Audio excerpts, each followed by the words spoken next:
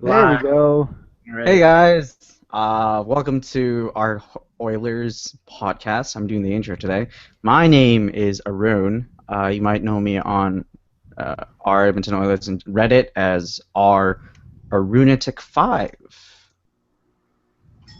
This is Once again, I am James. I am Paul-McCartney, and we got a pretty lengthy show here today. I think we're not really having a hard cap on the time, that's for sure. And then our third and final member here is an oil what's a drop. I'm Adam. Should be 44722. My webcam has decided not to work today, so instead of blurring my face, it's just decided to not show it at all.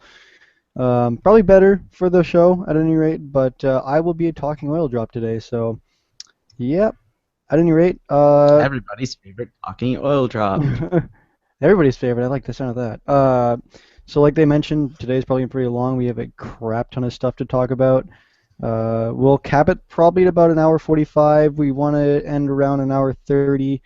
So with that said, starting off, we're going to go straight into the first question that came up with literally about 5 minutes ago. And after seeing the draft and seeing the moves made by Chiarelli and the staff, what grade do you give the Oilers and Peter Chiarelli after the 2015 entry draft? James, you want to take this one? Yeah, sure. As far as a letter, I would say a B minus. McDavid is a no-brainer, so I don't know really how much credit you can get for that.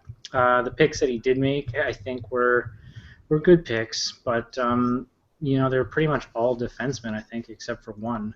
We had like a bunch of defensemen, a goalie, and then McDavid. So put all of our eggs into one basket, figuratively speaking, and then the trades that he made throughout the day, not a huge fan of, but we'll get into that later on.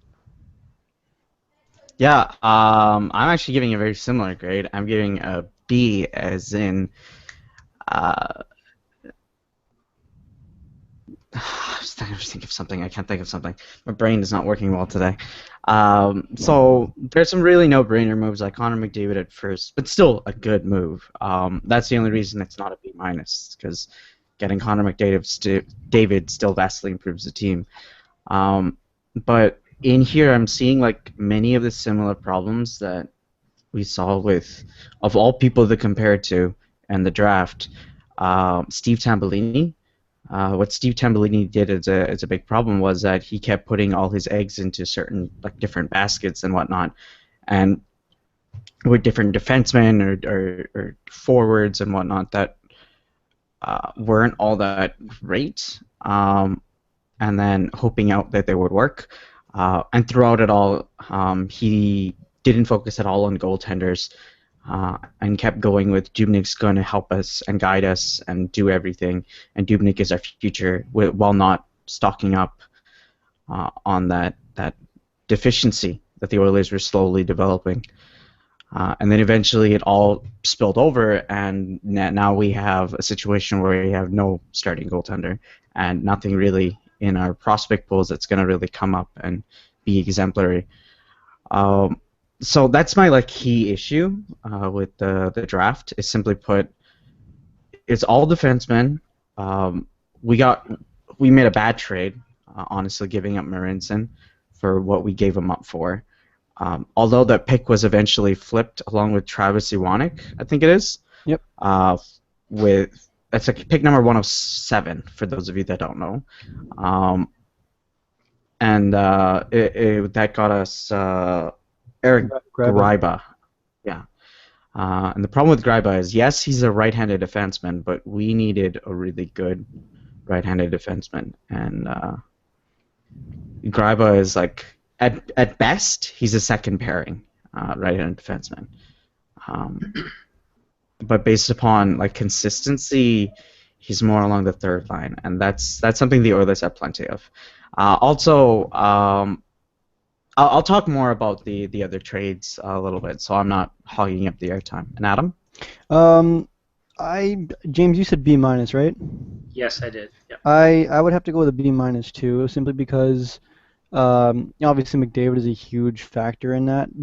But assuming C is an average grade, C plus would be, if we had made, if we had a couple bad picks, and our picks weren't really bad. You could say that they were maybe not the best picks to make at the time, or that it's rather lopsided, getting all defense and one goaltender and McDavid. But at the end of the day, we have a lot of forwards in the system. We have a lot of forwards that we can pick up in free agency, and we still need to draft defensemen because we've had a lot of issues drafting and developing good defensemen. So the prime, I wonder if that's visible to everybody else too. The primary issue for me is that I don't like the trades. I was trying to rationalize Gryba on the night of the draft, and I didn't think he was that bad of a pick. I still don't think he's terrible, but he's only slightly better than Nikitin and Ferentz at 27 years old, and he's a UFA next year.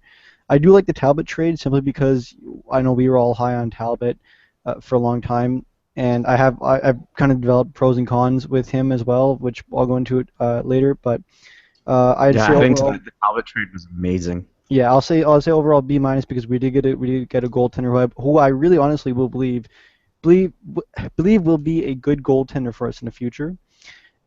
But trading Marincin for Gryba, eventually for Gryba, and picking all defensemen kind of lopsides it back towards the lower end of the scale for me. So I just say C plus B minus. Okay, Yeah. so want to finish up? No. Keep Do we going. want to go into the draft more? Yeah, I was gonna say let's just jump let's right go into into the the draft. So, I guess we can go by round if you want. So we'll start with round one. Obviously the first overall pick. James, why don't you go ahead and say something about McDavid? Yeah. For me, I'm just glad that it's done. I mean, I'm sick of the build-up for it, or I was sick of the build-up for it. Look at that. I'm glad that it's done. Honestly, I'm sure that he's probably glad that it's done as well. And is this like a first pick or first round sort of thoughts, or like is this just McDavid that I'm supposed to talk about here, or? Bear is also. You can talk about Bear, right? Yeah, and we can talk about the trade too, Yeah, the because trades. the Yeah. trade was in the first round. With So the trade for Reinhart from the Islanders, 16th and 33rd overall, my first gut instinct, knee-jerk reaction at the time when I saw it, I was like, "You gotta be kidding me!" It was like a super negative reaction. I've mellowed on it a little bit. I don't like it still. I still think it's a bad trade, but not as bad as I thought that it was at first. For 16th overall was Matthew Barzal from out of Seattle, and I forget who went 33rd. I want to say it was Mackenzie Blackwood, that goalie. I can't really remember, but I think I would rather have both of them than Reinhart. But we'll see. Reinhart should be able to step in and play for the Oilers right away next year, so it should accelerate the rebuild of the blue line a little bit. But whether or not he's actually going to be a top four guy, I have my doubts. So, Arun? So I have a quick question from a friend that's watching the podcast and decided to Facebook message me this question. Do you think Katz's son will feel the need for the big bruising winner, seeing that he's already taller than McDavid? My problem is, I would think so, simply because part of being a big bruising winger is having no soul, and gingers have no soul. Oh God. We lost all our ginger viewers. We went to I'm a sorry. ginger joke in a hockey podcast. It wasn't about Eichel. God, you. Oh yeah, suck. Eichel's ginger too. That's why Eichel never reached the level that McDavid was at, because he was a ginger, and all the scouts automatically didn't like Eichel. Oh, No, okay. we've lost all Talking about the credibility. Reinhardt trade. So my key issue with the Reinhardt trade was that I felt as though a 16th and Iwanik or some other AHL level-ish prospect would have gotten the deal through. Like even Jujhar Khaira would have been effective. I see good points in that trade, because essentially we're getting a defenseman, the prospect that takes a longer time to develop, already like 2 years into development, 3 years into development Great. technically. What I feel as though many Oiler fans are high on right now is the fact that they're going, oh, he was so great with us, he'll be fantastic.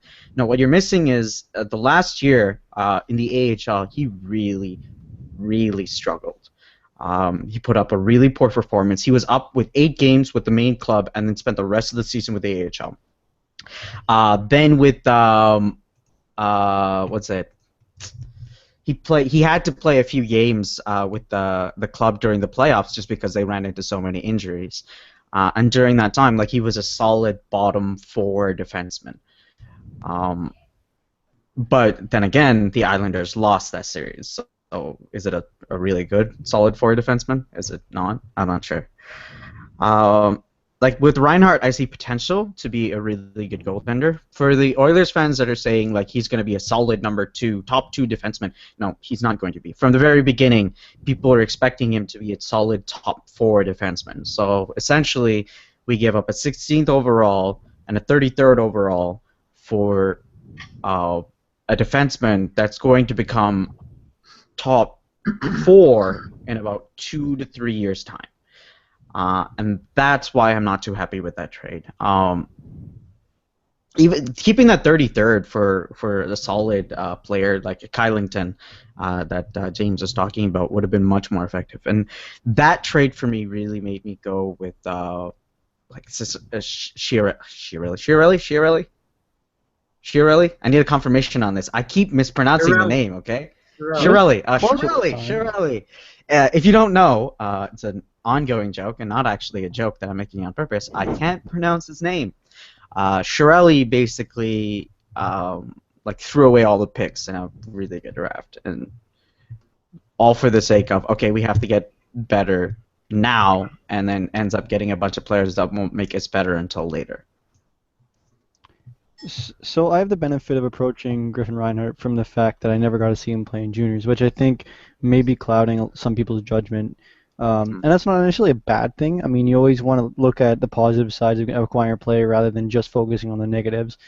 But so looking at the pros and cons of Griffin Reinhart, he's a big defensive defenseman, which the Oilers haven't had a lot of in the last while. And he's apparently fairly mobile, is what his elite prospect profile said, which is good. And he has a good shot, which is obviously what we need, seeing as Schultz is our current power play guy, and his best shot is a wrist shot. Yeah. And that's not really saying much. But so from that perspective, I mean, he's a good pickup, and we don't necessarily need. Every defenseman we get isn't going to be a top 2 defenseman. It's not feasible, and it's not likely unless you're Nashville, apparently. But the point is that every defenseman you pick and every defenseman you pick up isn't going to be Darnell Nurse, Oscar Clefbaum, Shea Weber, game-changing players. You need some players to fill out your depth charts that aren't going to be $6 million, $8 million defensemen a year, or Dougie Hamilton type players. However, paying a 16th overall and a 33rd overall in a draft this deep, to the point where even around 40 to 50, 60 picks past that, maybe it's a little, it's like an average draft, but before that, it's really deep draft is an overpayment to me.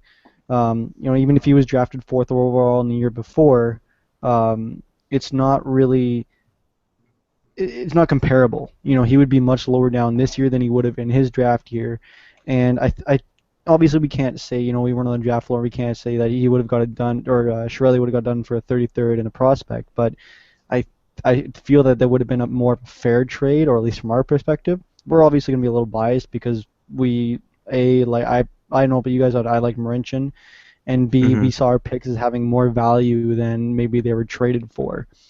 But like James mentioned, Barzal was available at 16. Kylington was still available at 16. No, Barzal being available was the reason that Islanders made that move, because they wanted Barzal, and they went, okay, Boston and pick up Barzal. Let's go for it. Let's make a trade with the Oilers. Exactly, and there was still Merkley. There was still there was still Samsonov, although Samsonov I don't really want to pick anyway. But there's just a ton of players that were still available at that point that might have been solid fits for the team, who we passed on for Griffin Reinhart. And while it's not a major issue for me because, like I said, we do need defensemen, making trades for the sake of trades isn't necessarily the best way to approach a deep draft. Mhm. Now, we'll see how that works. Prospect camp starts Monday, so if he turns out a really good camp and he has a rejuvenation under Edmonton, who knows how good it could be. Um, Yeah, I just want to talk on that too. Yep.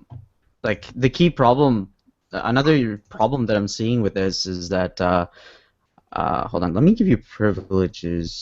Can I give you privileges? No, I can't. I don't know how this works. So one of the side problems that I saw with that is some people were saying like, oh, when Reinhardt was picked, he was the 4th overall that was picked, and so on and so forth along those arguments. We only traded the 16th overall. Yes and no. The problem is Reinhardt in this draft would have gone around 16 or 17 overall. That's how deep this draft pool was.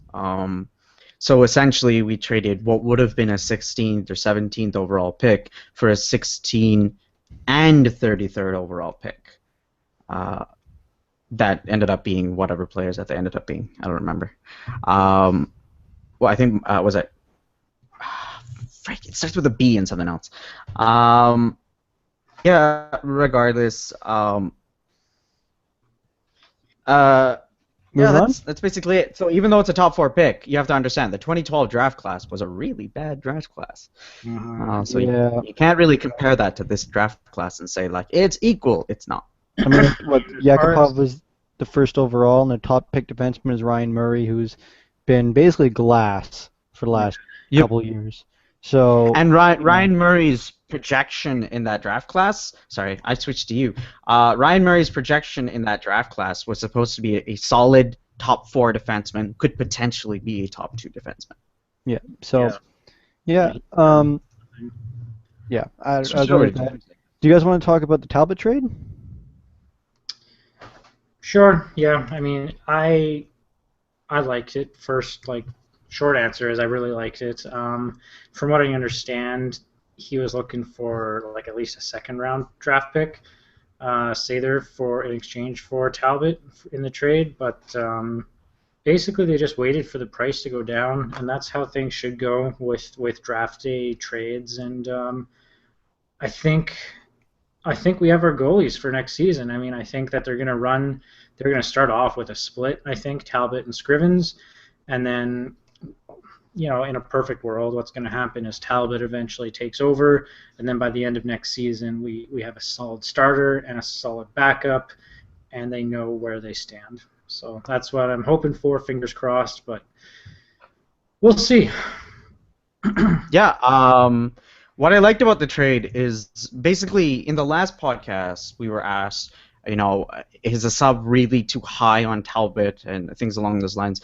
The one thing that we saw that was really good with Talbot is that we saw similarities in terms of advanced stats, his adjusted save percentage, his save percentage in medium and high danger shot quality shot, was exceptionally high. And one important thing to note is that he's in a rare company where his adjusted save percentage is, for a minimum amount of games played, was within the top 15 goaltenders for both last season and the year previous.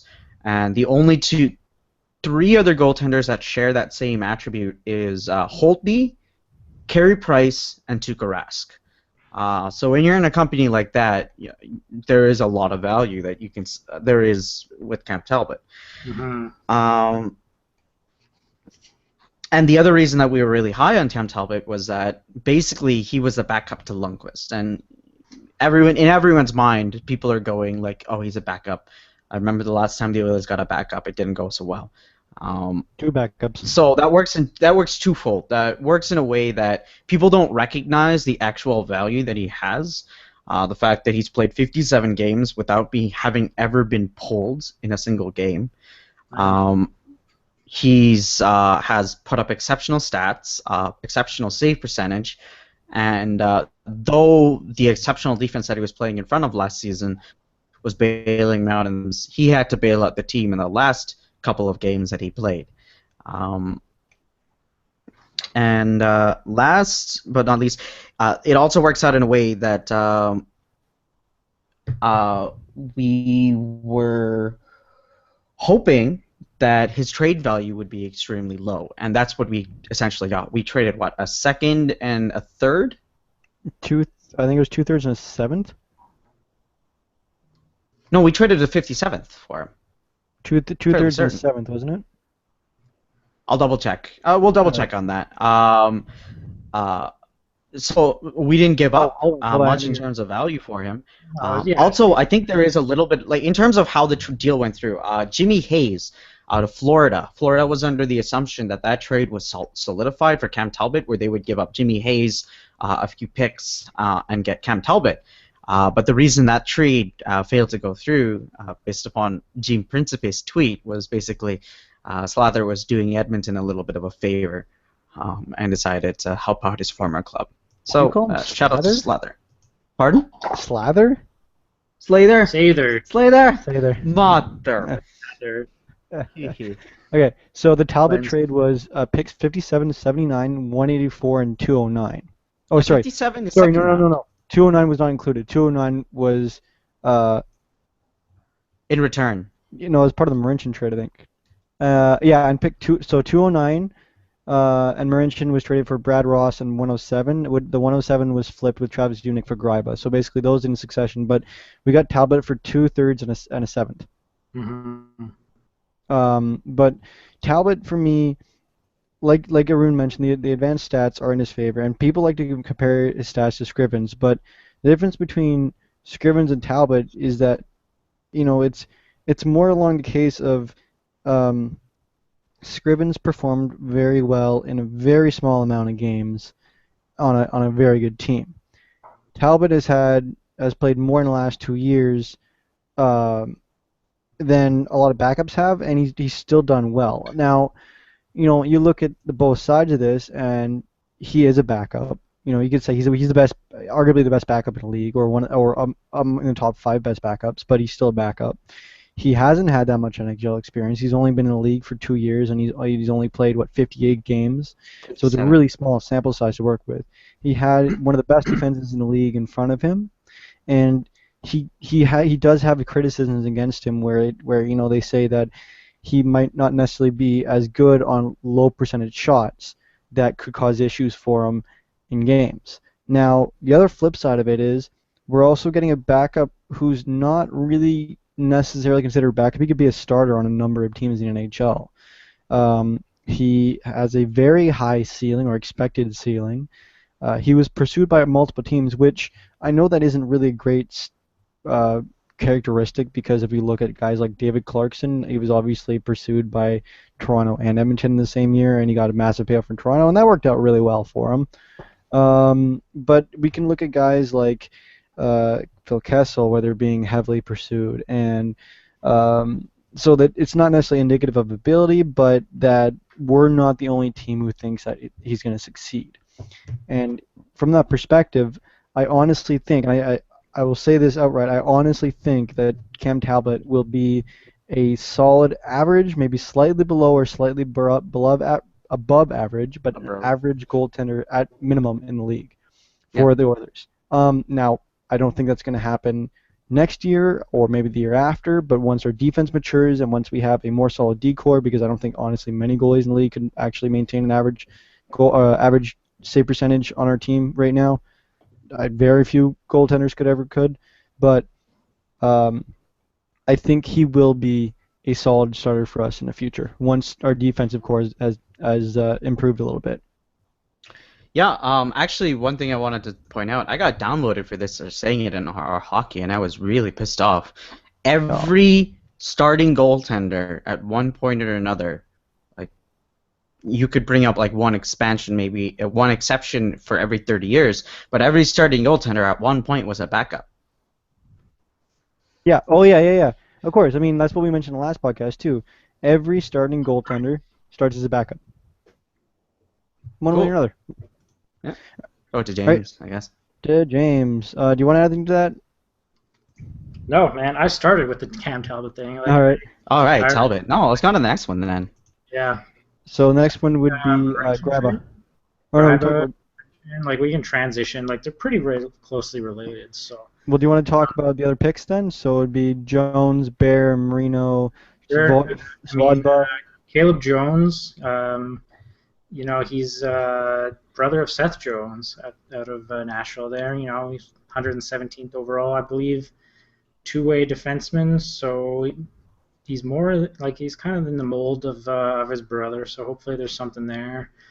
Ethan Bear, 124th from Seattle Thunderbirds, which is where Barzil's from, and offensive defenseman, from what I understand. He's a bit undersized, but plays like a simple game, and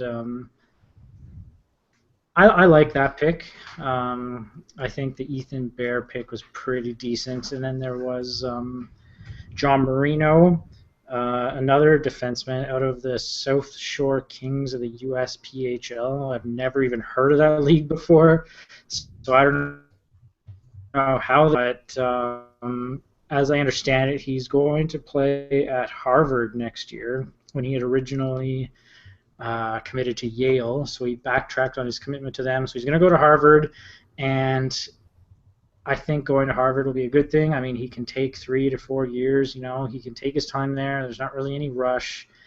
And from what I understand, he's like 6'2", so he's got good size. They took him 154th overall. NHL Central Scouting had him at number 63, so he dropped like quite a bit. I don't really know why, but fluid skating defenseman. I don't think he's very physical, and his work in the defensive zone needs a bit of work.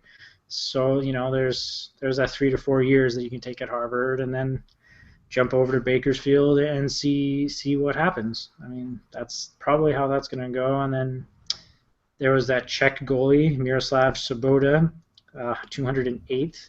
I don't really know too much about him, but he played for the Czech Republic at the last World Juniors, 2 games, and he was the backup. And I'm not.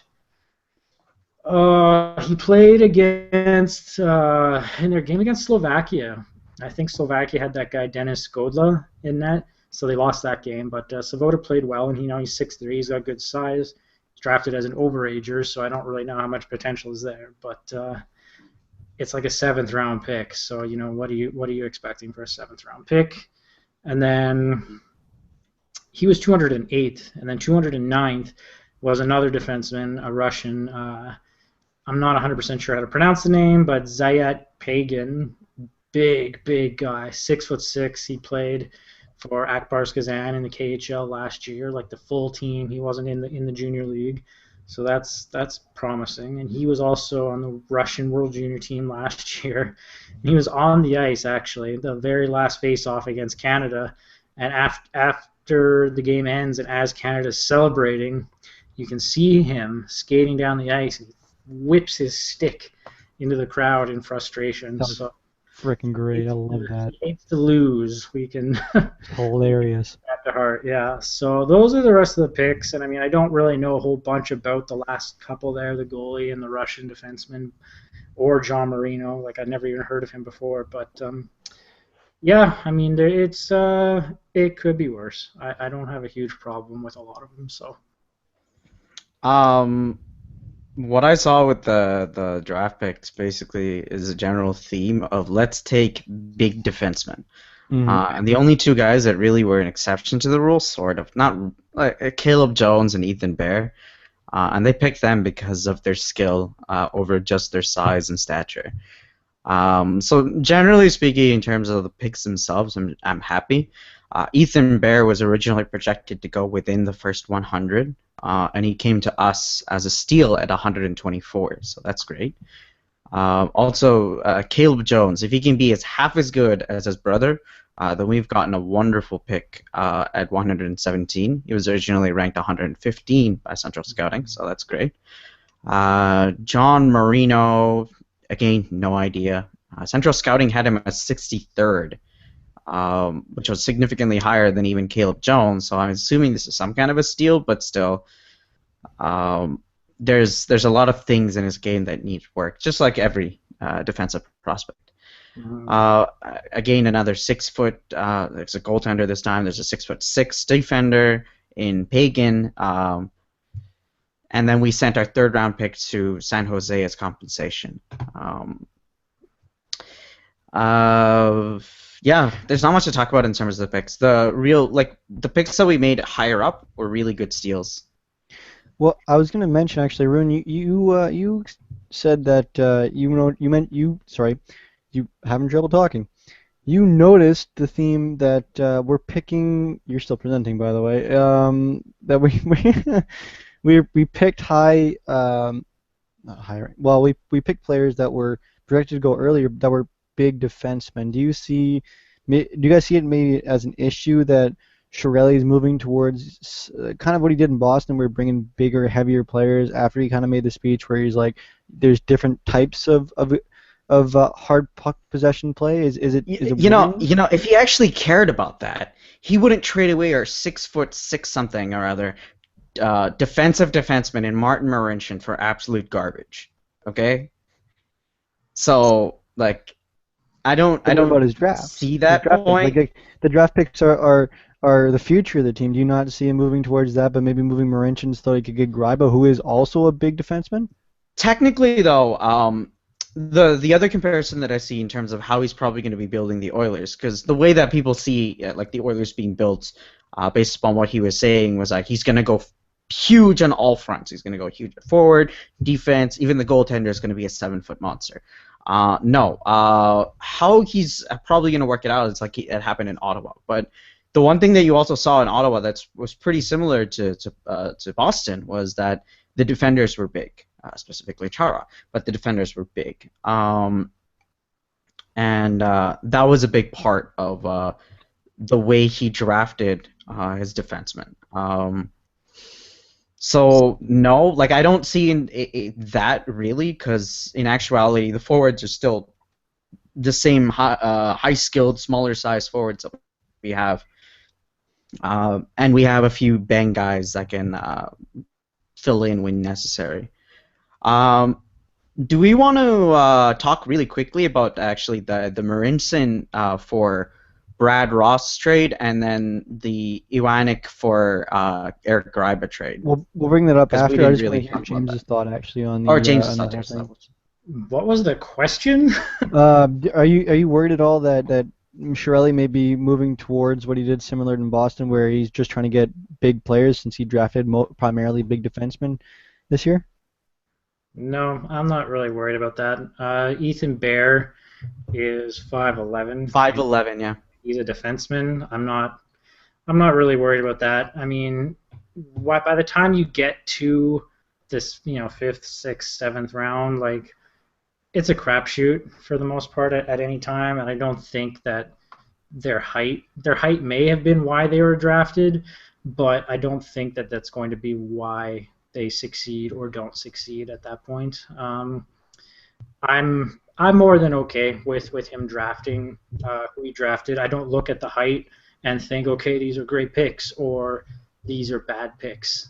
I look at who he drafted and I'm thinking, okay, well, this 6'6" defender just happened to play in the KHL last year, like the second or third best league in the world, and he played on the World Junior team for Russia last year and was on the ice at the very last whistle. Like, he's got to have some upside there. It's a fine pick.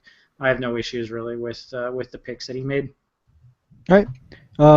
So like Arun mentioned, I guess we'll move on to the Marincin trade and the Greiba pickup.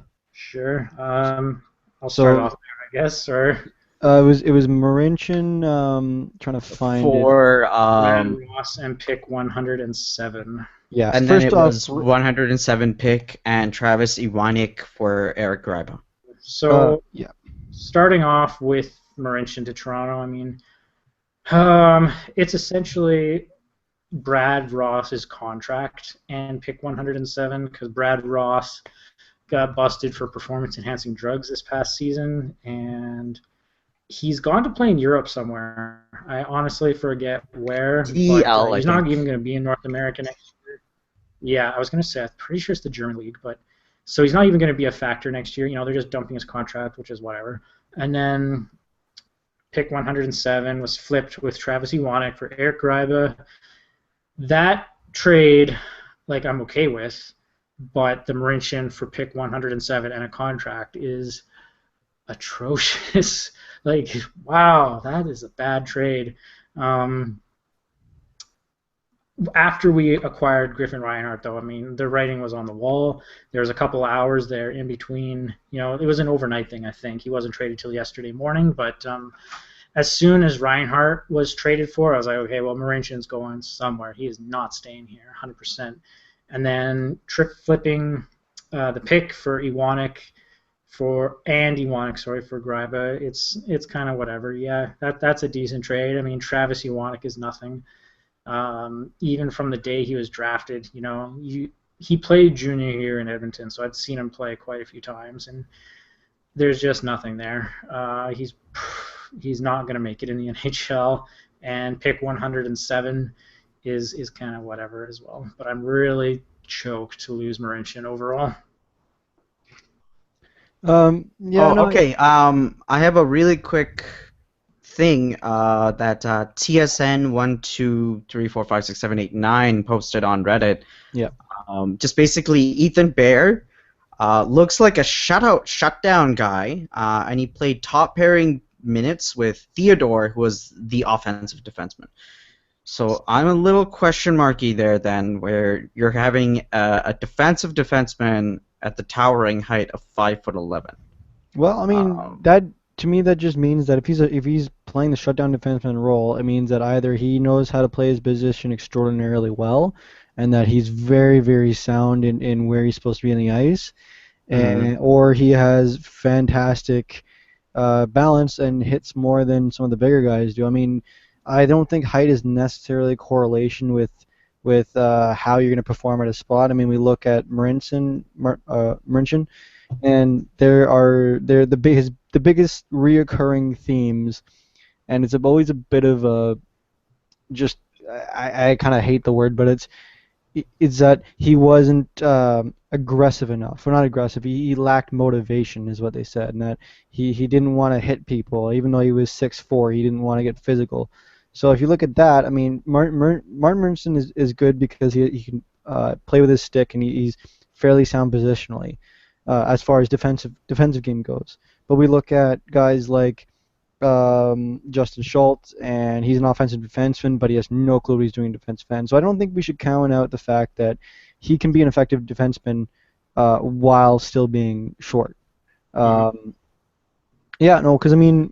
scouting reports are more likely accurate than obviously what we think. Ference has made a career out of being an undersized defensive defenseman. Exactly. If you can start.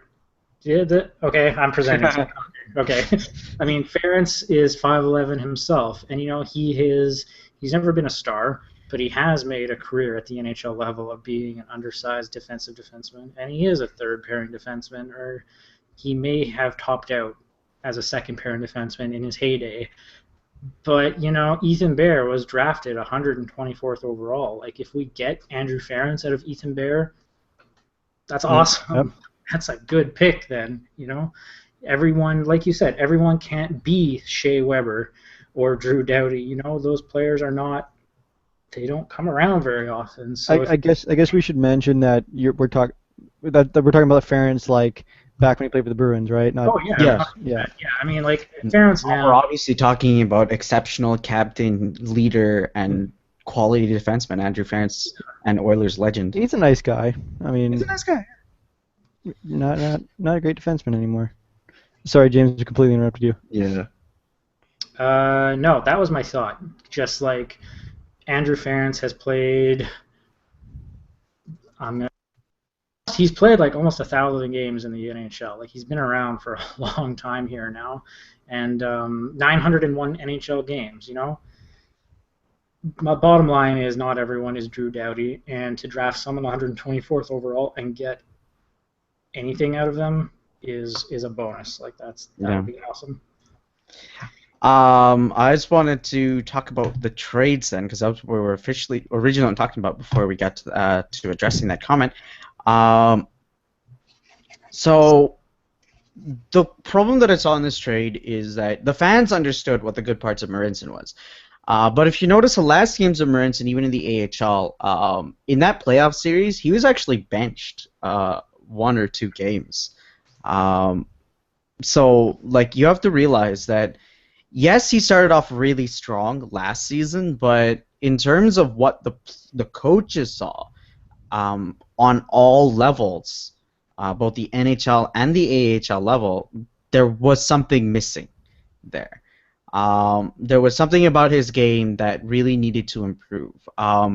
People make the Schmid comparison with what's his name, Marinson. No, you can't make that comparison with Schmid. Schmid was horrible on a Corsi basis. He made his teammates horrible on a Corsi basis. It was Petrie that was single-handedly saving Schmid on a Corsi basis, and like, in all honesty, I'm happy with the fact that we ended up trading away Schmid. And this is coming from a person on our hockey. Our Edmonton Oilers still has a Schmid flair because I loved his character.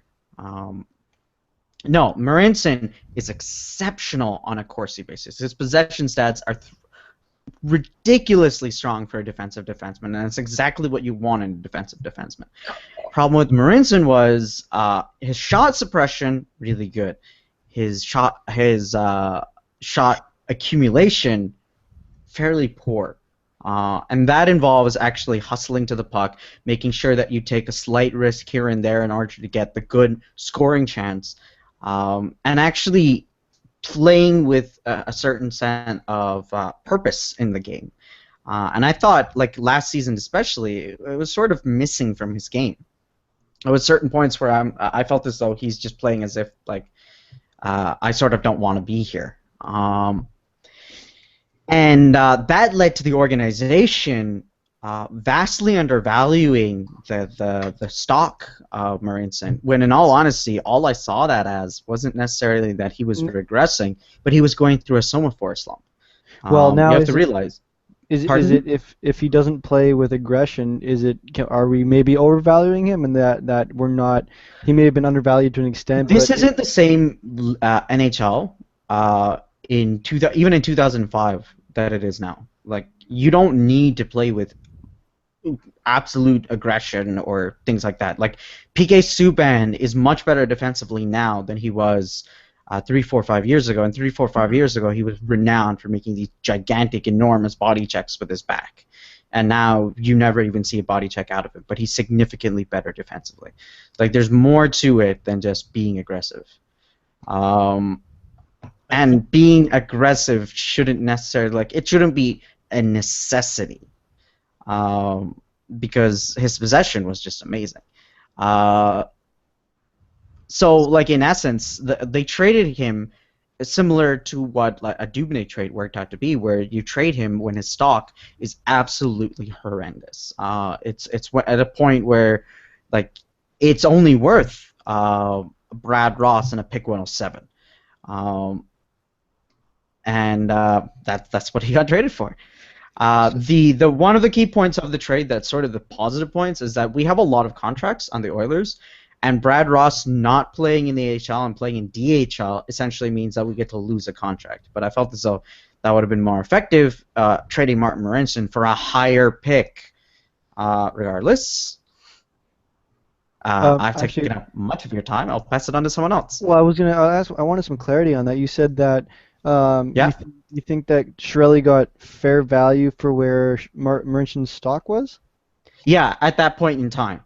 Like, this is a Martin Marincin who was at the AHL level, couldn't stay on the roster on an AHL playoff series. So then is it really a terrible trade if we're trading him at the value he's considered at now? Counter argument. We traded Devan Dubnyk when his stock was lowest. Was that a good trade or a bad trade, do you think? Well, the Dubnyk one has a lot of issues around it. Obviously, what was our return from that one again? Matt Hendricks. And a third-round pick. Yeah. Now, for the Oilers, obviously, we look at it, and I think we got a good. It's a net loss because we lost a goaltender. We invested invested, was it 9 years or 10 years into developing. He was one of a few picks Around outside 9 of the years, yeah. first round that worked out, and he was 14th elite. overall pick. Yeah, he was. Oh, sorry, first round. He was a first round pick. I know, but Yes, he was. Yeah. he was one of the few goaltenders that we've been able to develop into a league average goaltender. And we had one bad season. We threw him on the bus, kicked him out. Um, by the way, I'm not trying to argue the points I'm making. I'm just trying to be a host this time around instead of just making arguments. But yeah, I think with the Marincin one, um, I think you're right. I think we got value for where Merchant stock was. Mm-hmm. I know that we mentioned earlier that we probably overvalue Merchant. I mentioned that, and that's probably true. I mean, fans are almost always going to overvalue a player unless he's god awful. They're going to overvalue a player's trade trade interest. And maybe Merchant, maybe we probably could have gotten a higher pick for Merchant. Maybe we should have gotten a higher pick for Merchant rather than a meathead and 107. But we flipped 107 for Gryba. Now, whether or not you can debate whether Gryba is actually a good acquisition. But Black will play for us next year. yeah, Whereas the fact that he's an NHL defenseman. The right-handed thing is you could say it's a big deal. You could say it's not. It depends on your perspective. still He has a decent shot. He did play second pairing in Ottawa. He has his moments where he's good. Other times he's absolute garbage. But at the end of the day, he pushes Nikitin and Ferentz down in the depth chart, and that may not be necessarily something that we should aspire to do with players we pick up, but it's something that you do need to do every once in a while, is put pressure on veteran players to either perform or get out. Yeah. I kind of deviated from the topic that you brought No. up, but Oh, it's just a natural flow yeah, of but conversation. Marincin, I'm sad that he's gone. I liked him as a player. I like the fact that he had the breakout season, kind of like Clefbaum did this year. He didn't have a great year last year. He didn't. Like he said, he got benched in the AHL. But we probably could have gotten better value, but I don't know if that would have been a guarantee, especially after the year he had.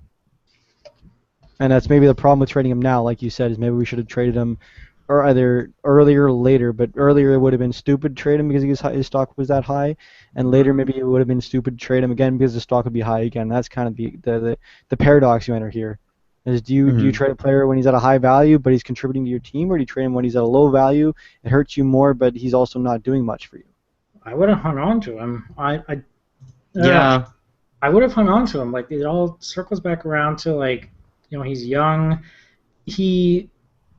Gryba is not an amazing defenseman, and there's no guarantee that Marincin would develop into an amazing defenseman either. But ideally, I think Marincin's low end is Gryba, and if that's all he turns out to be, then so be it. But there's just more potential there for Marincin, and right now Marincin he's cheaper, right? He's like 4 years younger than Gryba. The cap hit's not going to be as bad, and if Gryba's only getting paid 1.2.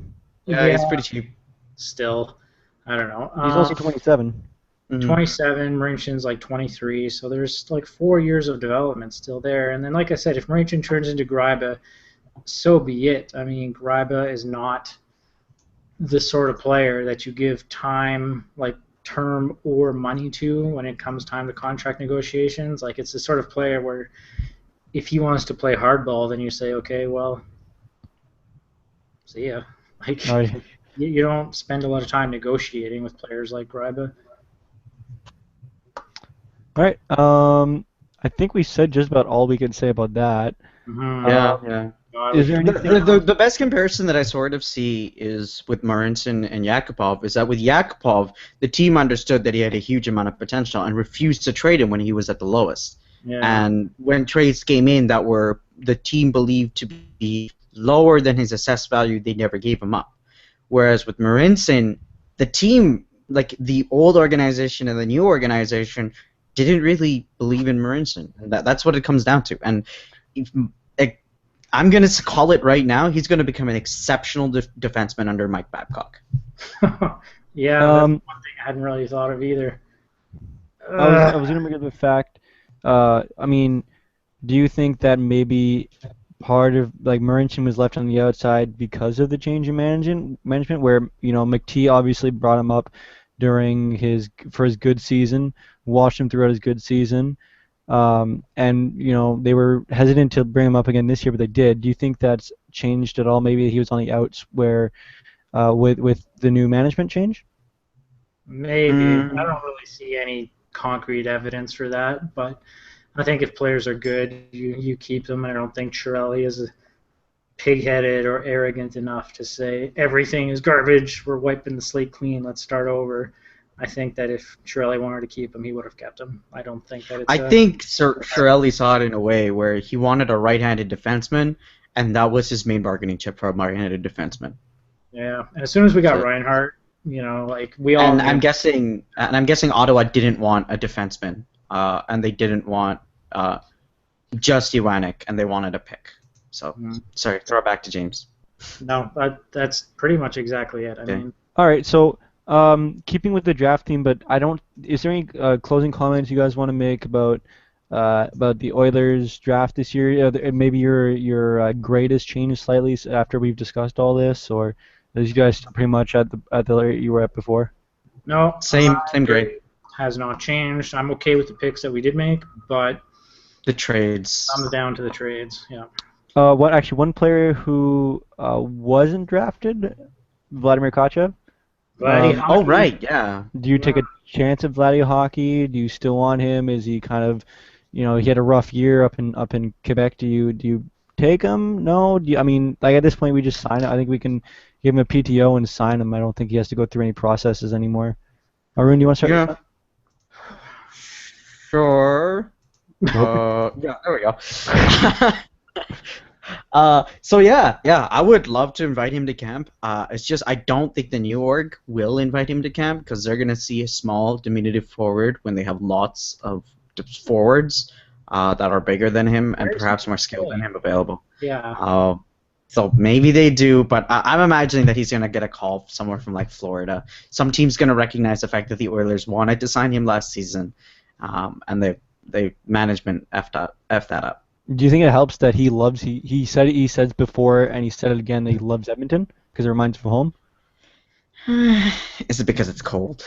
Does that give us an up? Like he did say he loved the team, he loved the players. At this point, speaking of his career, it's not the matter of like what he loves and what team he prefers, but what team's going to give him the call. What AHL team is willing to sign him? He's not he's at a point where he can no longer play a junior level, and he has to move up. So yeah. James? Yeah, no, he's not in a position to be picky. He scored a point per game in the queue last year, which at face value is impressive. But as any hockey fan knows, the queue it's like a finesse league. Point per game in the queue is not amazing to put it straight and. I don't think that Edmonton's going to sign him or give him a tryout. Like you said, he's a small forward. Why do they need more of these? He would go straight to the AHL, I guess, but I don't see it happening. Maybe Florida, New Jersey, I think, really needs to get some forwards in their system, so I could see them doing it. I love Vladdy Hockey, purely for the reason that he works hard. He's a very hard-working winger. He had a lot of chemistry with Yakimov last year.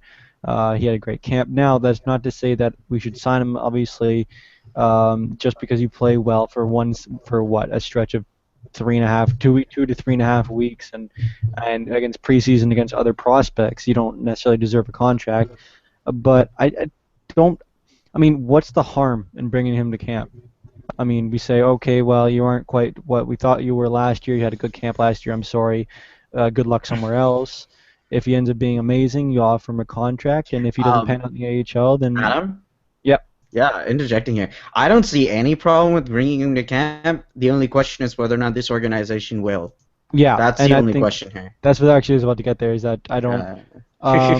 I'm kind of unsure about. I was going to say, but I'm not sure whether or not they actually will bring him, because if you look at it, there's no precedent there. McTee is no longer making the decisions. It's Nicholson and Chiarelli. The scouts maybe necessarily they might have seen him, but I don't know if they would have been focusing on him as much. You don't. I mean, they could bring him. I'd love if they did, and I'm sure you guys would too, and I'm sure a lot of people would. Just give him a shot, but I don't know if he does. I don't think he does. I can't. I'll be elated if he does. I don't think he does. Mhm. Let's Um, go on to let's just move along because I think we've gone on for yeah, we're I was approaching gonna say. We're coming up to an hour here. Do you want to do drafts? Do you want to do the draft around the NHL? So we can do Sure. Hamilton. We can talk about Yeah, Lack, about Sabres. Who won? Who do you think won the trade this year, and who do you think had? Well, I mean, it's not really a question of who lost Yeah. the trade, but why he did that. So we'll start with James this time. No, Um, okay. Can I start this one? I got this one. yeah, Arun, actually, you know what? You Yeah, start this yeah. one. So Sure. Don Sweeney, if you've ever watched the musical, Sweeney Todd, Yeah. it's a musical about this English barber that gets sent to jail on false accusatory charges. Then he like killed someone or something like that, and then he decides to take revenge by opening up a pie shop, and instead of meat, he kills people and then uses their meat for pies. I'm imagining at this point that What? Don Sweeney was reenacting Sweeney Todd, and then the pies were draft picks, and the meat in the pie was Dougie Hamilton. And he just really didn't like Dougie Hamilton because he saw him as a judge. He probably like said something about his hair or something, and then Dougie Hamilton got sent off for the stupidest return that I've ever seen in my entire life. I think this sounded On better in your head. Pardon? Yes, it sounded significantly better in my head. Yes. Regardless, Sweeney Todd musical. That's what you saw. He's a serial killer. We're good. Let's go. The Hamilton trade. Obviously, it's bad news for Edmonton. Great news for Calgary. I don't know, man.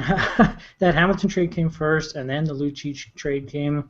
I wasn't on the draft floor, obviously, but why would you not trade Lucic first, free up $6 million in cap space, and then try to sign Hamilton? You're I 22-year-old defenseman. I don't know. Like Hamilton's literally the type of defenseman you build your blue line around for 10 to 12 years. He's gonna be killing us for the next decade or more. Hamilton's really, really, really good. I'm pissed that Calgary got him. I'm excited though in a hockey fan way, not an Edmonton Oilers fan way. Like I'm excited that he's going to be in Alberta. We're going to be exposed to him a little bit more, seeing more games with him playing. That's going to suck, but it's going to suck to be against him. But great player, great trade for Calgary, obviously, and yeah, good for them. I kind of wish that Edmonton stepped up to the plate there. Plate, yeah. Whatever. Yeah, great trade for Calgary. From my understanding on that trade, apparently there was a similar trade in place where it was supposed to be picks headed towards Boston. They asked for This Nurse. is according to 30 Thoughts from Elliot Friedman. So it was supposed to be somewhat of a similar trade from the Oilers, so I'm assuming first and 2 seconds headed towards Boston for Dougie Hamilton, but Boston wanted Nurse as well. Yeah, I heard that too. And that trade didn't go through because, we sort of need Nurse as well, considering that he's projected to be your top 2 defenseman as well. Mm-hmm. And then that ended up working out poorly, and apparently they had better deals in the East, but they decided to send him out west because they didn't want Dougie Hamilton to stay in the East. So that's why he ended up to Calgary, and that's why the Oilers didn't get him. The Oilers not getting him also has to do with the fact that there was fear that the Oilers, if trade talks fell through with them, they would immediately go for the offer sheet, and Boston didn't want that to happen. First off, about the Hamilton trade is that I now hate Boston as much as I hate Calgary. And I hate Calgary is quite a bit. But the irritating thing to me is that now we have to play Dougie Hamilton. They got him for literally nothing, and that there's not much of a chance they regress anymore. I mean, their offensive production is probably going to drop, and unless they get consistent goaltending next year, they might some of their games might go worse, but I mean that defensive core now is ridiculous. Oh my So God, screw yeah. that. Hamilton and Giordano there. Yeah, no, but Sweeney, I don't know if he got possessed or he hates the Bruins or what the hell happened, but dear God, man. I Let's mean, not only put it on Sweeney. Cam Neely definitely played oh, I'm some I'm kind of part absolutely in this. sure, but I don't know what Boston was doing at all. I mean, like you can any hockey fan can look at that, even a casual hockey fan, and go, Yeah. why would you ever do that? I I mean, that explained that has to to my mom, be and my mom the whole time, like she doesn't understand hockey in the slightest bit, and the whole time my mom was, "Why are they doing that? That makes that, no that sense." yeah, but I mean the return for that player has to be. I think that's going to stand out in my mind in the next 20 years as probably one of the worst trades since I've been following hockey that I can remember. Now I don't Hmm. remember obviously every trade ever made, Pronger but trade. that's a pretty yeah. Pronger trade was pretty bad too, but this is like wow. I It's mean not even just the trade, you know. It's the the it's The habit that way they that everything they did did it. it. picks, Like you know. most teams had no idea that he was up for sale. Yep. Well, I'm looking at the three picks that Boston made in a row. So Jakub Zboril, Jake DeBrusk, and then Zachary Sinishin. What were they Zboril projected as? was Zboril number 13 was projected as a first round pick. DeBrusk drafted number 14. He was projected as like a A 20 late first round pick. mid to late first round, or sorry, mid to late 20s first round pick. So he was a reach, but not a huge one. And then Sinishin, I hadn't even heard of him before the He was draft. projected 40th. As soon as they announced that name, I was like, who? You have Matthew Barzal on the board. You have Kyle Connor. Nick You Merkley. have Evgeny Merkley. Sveshnikov there. Geez, who else was still left? Anthony Beauvillier. Like there was a lot of good players still left, and I don't see why you would go with reaches when you just traded your best player. Like Yep. go for the safe picks, man. So, Um, to add on that too, like there wasn't a single player. They picked 13, 14, and 15. In terms yeah, of projections, based upon central, like scout analysis, they were projected below 20s, every single one of them. So there wasn't a single player that Boston picked in their 13th, 14th, and 15th pick that was rated above 20. yeah, I don't I get just it. Like they must see something that the rest of us don't. But I'm looking at those picks and I'm already like, why? Why? Like What? just make the smart pick. You know, Matthew Barzal. As you mentioned earlier, Islanders weren't going to make that trade for Reinhardt unless Barzal was available, and I get it. Barzal is like a magician with the puck. I think they're comparing him to Kyle Turris. He's he's really good, and I'm really surprised that Boston didn't grab him. I know like I can't have a webcam on me today, but every time we talk about the Bruins and their draft over 2 days, I'm incredulous. I can't believe they made the trades they did. I mean, even if they got 3 picks in a row, and like there was obviously the big rumor that they were trying to get Arizona's third overall, when you know the trade doesn't happen, why do you still pick those players with those 3 picks? Why you don't have a secondary pick in mind that you can go to that might be better? Yeah. Barzell, you can go with Kylington, Chabot. There's so many players at that point in a deep draft who you could pick that could make an impact in the next 1 to 2 years, who are, have much higher um, you sayings about them and much higher rankings than the Mhm. players you pick who seem nonsensical choices. Like it's completely logical. Now, if this works out in some way, shape, or form, and Hamilton ends up, I don't know, breaking his leg and ends up being the worst player on the Flames and over the next 5 years, then maybe we're looking at the Bruins saying, what the hell are they doing with a Magic 8 Ball and how is it that good? But I honestly don't understand why the Bruins are doing this at all. I don't think anybody does. I don't even know if the Bruins know why they're doing this. None of it makes any frickin' sense. Salary cap No hell. question. It's just Uh, sorry, it, continue. it's like watching the Oilers do everything they've done over the last 6 years Give me a in one second. draft. It's mind-boggling. Well, you know, salary cap hell. That's what a lot of it boils down to. I think, uh, you know, contracts like Milan Lucic and God, David Krejci and Louis Eriksson. Those are big contracts. I can't remember Eriksson's exact numbers, but like Lucic, he's a $6 million contract. He's UFA next year. He doesn't deserve it, but he's going to be looking for a raise on that $6 million. So Milan Lucic's getting paid $7 million a year to bring what he brings now. His style of play does not lend itself to a lengthy, productive career. I don't think he's going to have a particularly long career. I don't know. Like they just really painted themselves into a corner with the salary cap issues. That falls on Chiarelli's shoulders. So Chiarelli being in Edmonton here now, it does make me a little bit nervous for the coming years because Edmonton is going to have a ton of contracts coming up. I mean, before you know it, Eberle, Hall, Nuge, Yakupov, like all those guys are going to be up for renewal again, and it's going to be a tough juggling act to get all those guys under contract and keep the team moving forward. So, fingers crossed he learned from his mistakes in Boston because he's really screwed them over going forward. Arun? I'm sorry, I missed the question. I think I was just ranting about. Yeah, there wasn't really a question. Okay. Well, actually, I was going to ask one. Who do you guys think won the draft? If you got to pick a single winner, or the top two Single winners in winner. the draft, or top two winners in the draft, who do you pick? Not necessarily based on picks, but the player. Well, yeah, based on picks, but based I on have to pick picks and three. moves.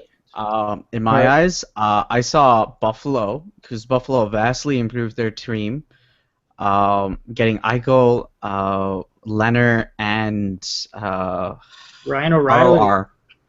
Ryan O'Reilly, yeah. The Oilers, just because they got Connor McDavid, they got what people, analysts are considering to be a solid starting goaltender, and at least some kind of improvements on their defense. And Calgary, just because they got Dougie Hamilton for basically nothing, and they got Kylington at 60th overall. My turn? Yep. Or- Yeah. Okay. I'm just gonna pick one team. I think Calgary really won the day. You're lagging on us Obviously, the here. big one. What about now? Nope. Yeah, you're back. Yeah, you're back. Am I okay? Yeah. Okay. So yeah, Calgary. my one winner, Calgary. Hamilton trade. Obviously, we've already covered that. And then they drafted Oliver Kylington, 60th overall. In the last episode, I said that he was one of the guys that I had like an unnecessarily big fan attitude about. Like I really like Kylington's game. He fell to 60th. I think he was like 24th ranked or something. So Kylington, great pick. They also drafted Rasmus Andersson out of Barrie in the OHL. Right-handed defenseman, 6 foot, 210 pounds or so, almost a point a game in the OHL as a D-man, which is great. So yeah, that was great. I'm not sure what other trades did they make. No, that was pretty much it for trades. Yeah. That was pretty Just much made some it really for good trades. Yeah. So yeah, and their draft picks were just they were great with the picks, and it doesn't help that I think Boston really screwed the pooch with the first rounder that Calgary traded to them. So that makes it even better. On that point, the one set of people I will not be able to stand for the next little while, for sure, is Calgary. Because Calgary's going to be like, wait, why don't you guys just trade for a first overall defenseman or a top 2 defenseman? And Our rebuild that's only lasted going 2 to years. go on forever. Oh God. I honestly, as much as I honestly hate to say, I really hate to say it, Calgary. I think Calgary probably had the best draft simply because Hamilton, Hamilton and their picks combined just they did a good job this year. Yeah. I think Carolina did a pretty good job of shoring up their defensive future and their goaltending future by getting Eddie Lack and Noah Hanfin. That's a massive upgrade. That probably means that they're either going to trade or buy out Cam Ward. You know, they might move. There's rumors they might move Alexander Stem this offseason, so I think the Hurricanes could That's significantly going to get improve, their which would most be valuable. about time for them too.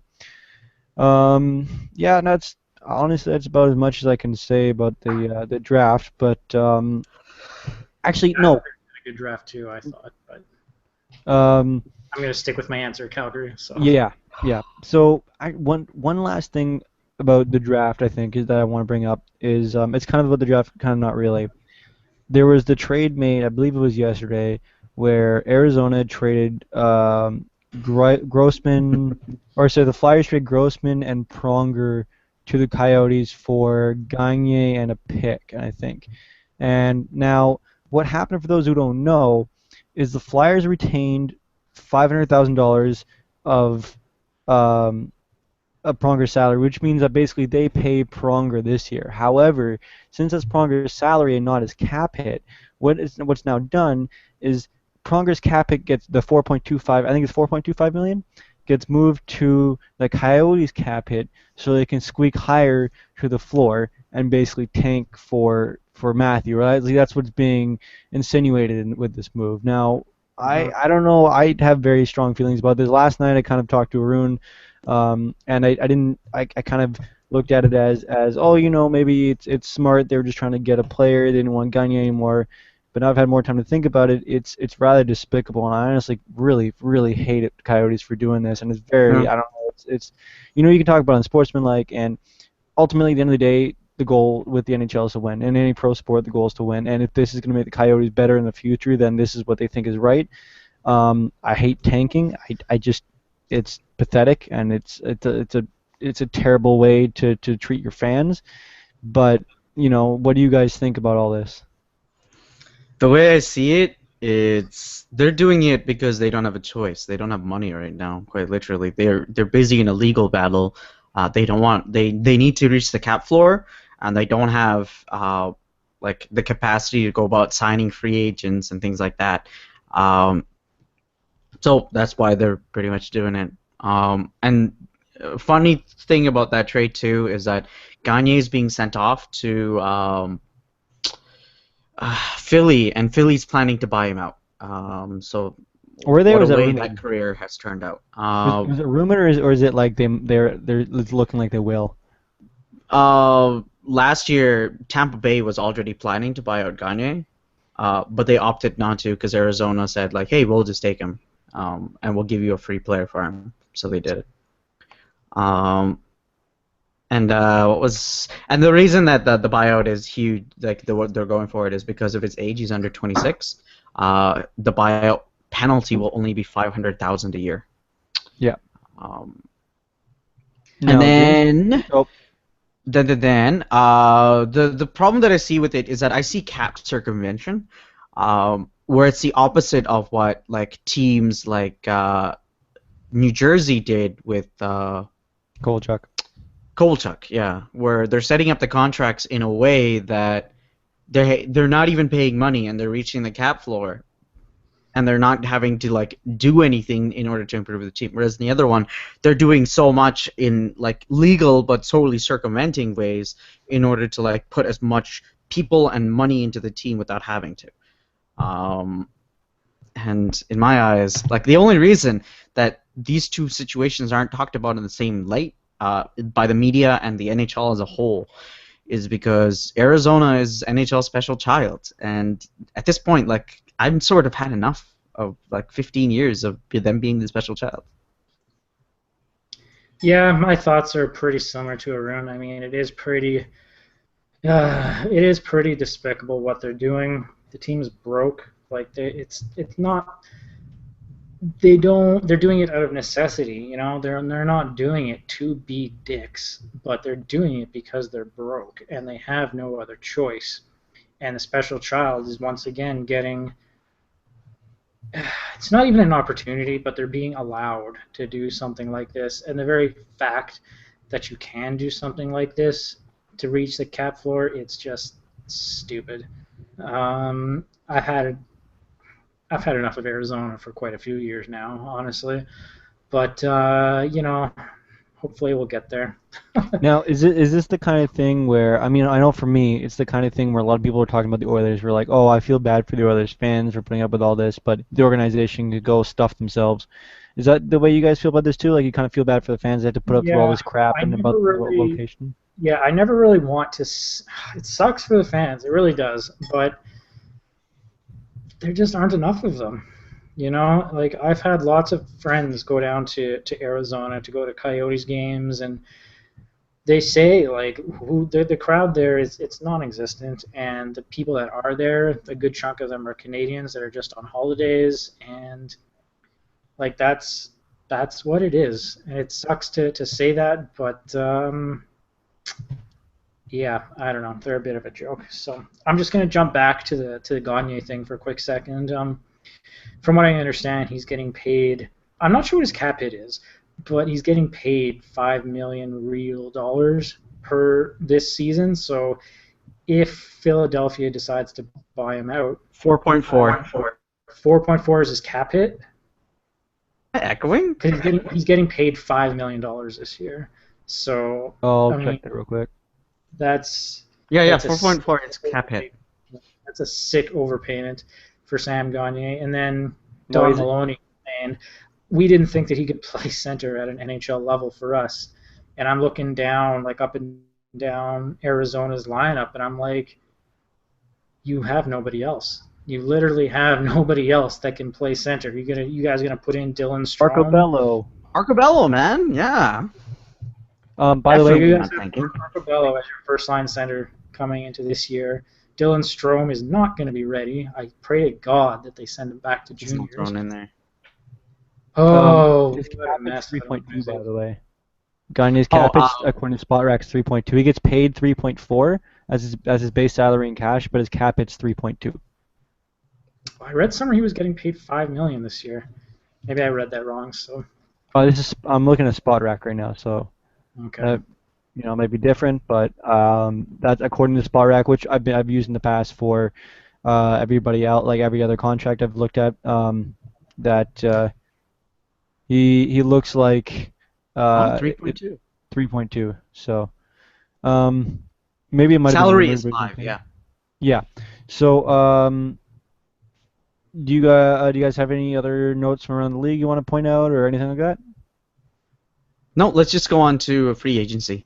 Yeah. Okay. that's what you Yeah. say. There was a question from Not So Young Padawan, who said, your opinions on rehauling the second line, which would end up as our top line by trading Nikitin, retaining 50% of his salary, buying out Ferentz and grab Beauchemin or Sekera, plus Franzen, / any other right-hand defense we can think of to make our D-core Beauchemin, Franzen as a first pairing, Clefbaum, Fane, or Schultz as a second pairing, then Reinhardt and Greiba as our third.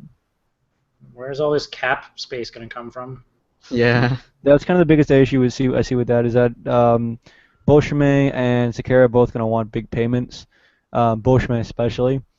Franzen, I don't know a lot about, but I know he's like basically anyone in UFA right now. There's not a whole lot of good UFA defensemen available right now. Branson is like 27, 28 years old. Like he's right smack dab at the beginning of his prime years here. You know, he's going to be looking for 5, 6. yeah, like 6 times Yeah. 6. You know, like we don't have that cap space. Quite frankly, I don't think he's worth that. No. He's gonna get it. He's gonna get it. But I wouldn't give it to him myself. Quick correction. I said that there aren't many good defensemen available this year. That's wrong. What I meant is that they're going to get severely overpaid because a lot of them are entering their prime. Yeah, that's what Franzen is. And teams are desperate.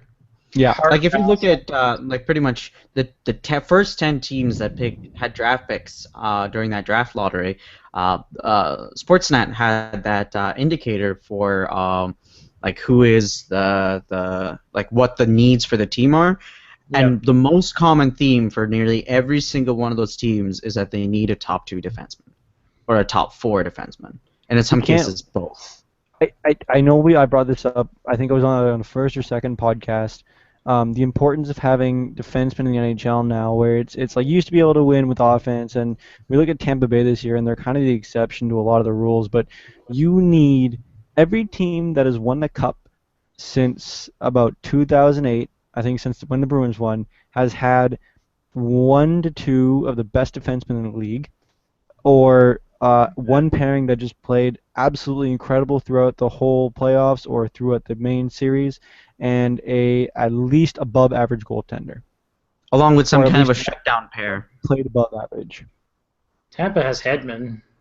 Yeah, exactly. Well, Edmonton. that's but what I mean is like Tampa's very much more offensively focused than, for example, the Blackhawks or the Kings or the Bruins, the past winners.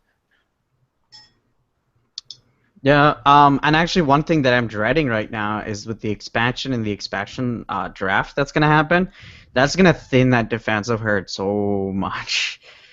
Where like your most valuable asset will be that top two defenseman, and that will go like at the same price as like they will be paid significantly more than a forward.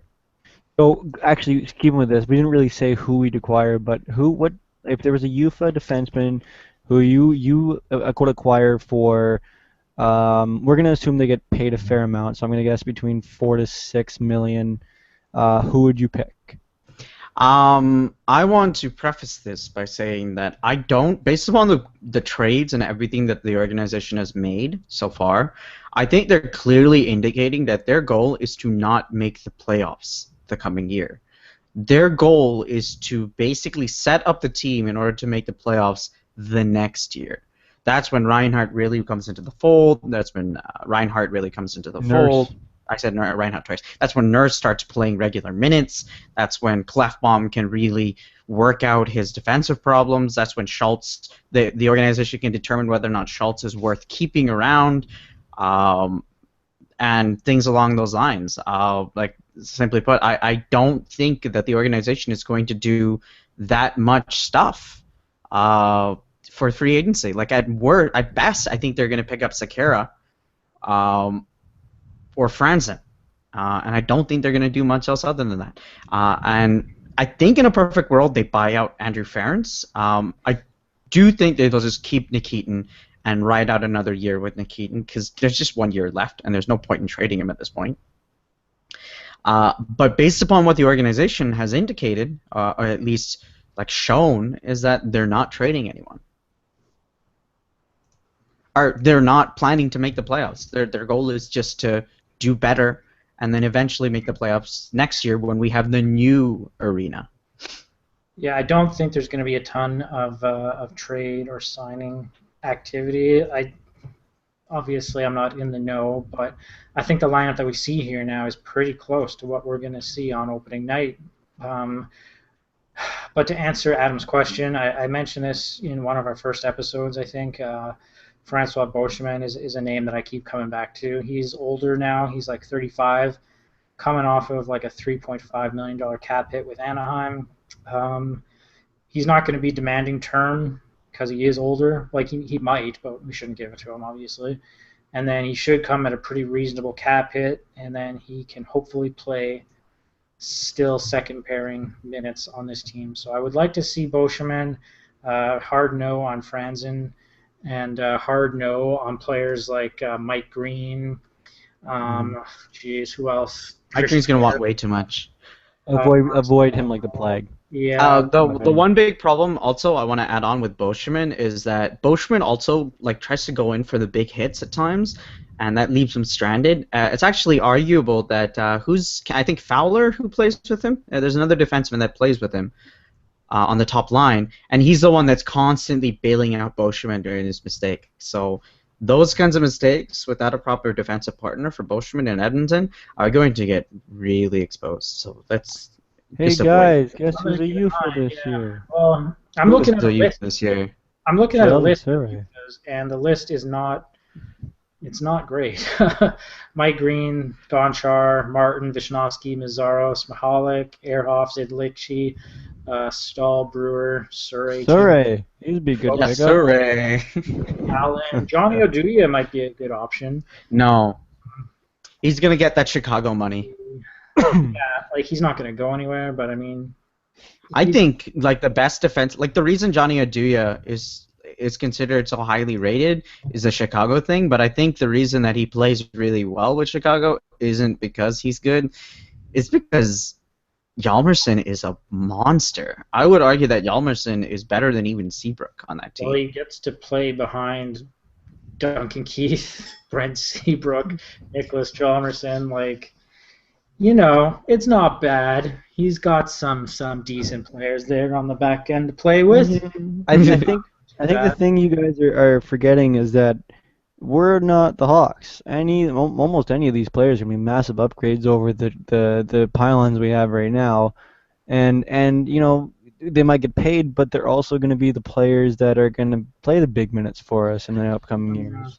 See, Adam, I want to interfere in there, and I want to tell you, like, should we pay them for the sake of like improving our team, like right now? I didn't say those that. contracts. Come on. They're going to want are going to last many years, and those are going to impact us when we want to sign Hall and Eberle and whatnot. We're going to go, oh no, we can't. Would you front load a contract? Like what they did with Dubnyk?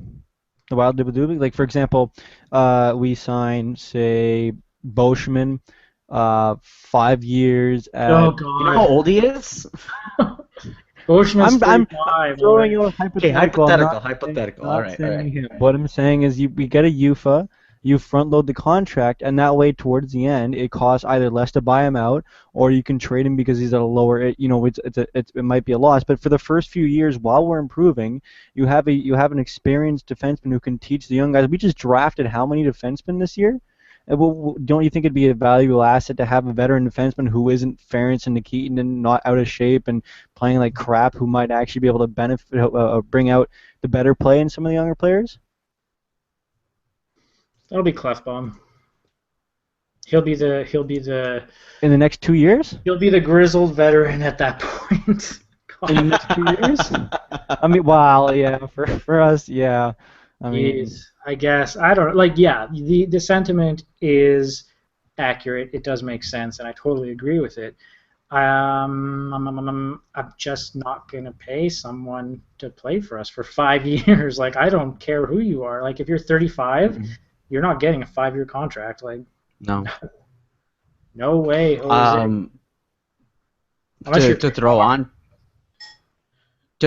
to that, like I mentioned earlier, the organization is recognizing the fact that, like, if they go about and make extremely desperate moves now, you're going to hinder the club years into the future. And in that sense, I'm seeing positive attributes in terms of what Chiarelli is doing, in that he realizes the club isn't just about next year. It's about what's going to happen 5, 10, 15 years down the road. Yeah. And if you mess up a contract now, like you mess up making the Keaton contract, for example, earlier, it's going to come back. Thank God that contract was only 2 years. Yeah, I think part of, you talked about James with the concern over Chiarelli and his contracts, and we talk about the UVAs, and I think this year it's not necessarily. I know I just said all that stuff, and you guys are going to call me a hypocrite here, but I don't think it's necessarily going to be the worst thing to happen to the team if we don't make a big splash in the UFA market this year. Oh. Simply because of the fact that, we don't necessarily need. I mean, okay, we need to, but we don't need to overpay for somebody who's not necessarily going to bring out not going to be the best defenseman on the team in the next couple of years. But the other side of that is that, if Chiarelli's gonna, I mean, part of it is I almost want to see what Chiarelli can do this offseason, or what he signs certain players, where he's how he's valuing players, how he's signing them, just to see what kind of contracts we might see in the future. But at the same time, we don't necessarily need to get anyone in the sense that, like Arun, you mentioned, and James, you also mentioned that we're probably not going to make the playoffs this year. I actually made a bet with somebody on the Oilers for a month of gold that we're not going to make the playoffs next year. And that sounds pessimistic, but I think we'll be close. We won't be necessarily in April, but we'll be close. But I deviated there. But what I'm saying is that we don't need Aduya this year. We don't need a player like him this year. Now, in the next couple of years, if we're making a playoff push, yes, we need a player who minute crunches, who plays shutdown D, or can provide that extra push that we need to get in. we're gonna have our Drew Doughty or Victor Hedman per se with Nurse and Clefbaum. We don't need to necessarily trade for one of those players. Would have been nice to get Hamilton to boost that up, but that's again going back. But we don't it's a double-sided coin where it's like I want to see what Chiarelli does this offseason because it'll be interesting, but I wouldn't be remiss if he doesn't make a lot of moves because uh, we got enough. Wasn't there an interview that suggested that Chiarelli wasn't planning to make many free agency moves?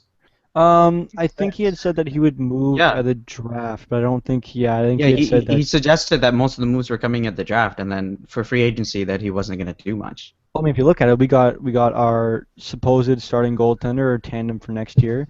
We got Eric Graba, who's more than likely going to be on the team. We got Griffin Reinhardt, who we will want to see push for a roster spot. We have Darnell Nurse in camp next year. We have Mark Fane. We have Justin Schultz, who still hasn't been signed. So that's something we're going to have to keep watch over the next couple weeks. I think that's going to go to arbitration. I'd imagine so at this point. Yeah. You have to file for arbitration before July 5th, by the way, for anyone who doesn't know. That's the deadline this year. Yeah, so, With that stuff said, do you want to move on to the coaching hirings? Can we actually just wrap up? It's okay. getting pretty late. And I need to continue. We can talk about coaching hirings next time. So whatever we didn't cover in this podcast, we will cover in the next podcast. For all of you listeners that were expecting us to talk about certain stuff. Regardless, this has been... Well, I was going to actually mention a couple things before we go real quick. So I know we had posted a thread earlier in the Oilers sub about draft reactions to, recording draft reactions audio. By all means, if you'd still like to do that, I put something together if we get enough of them.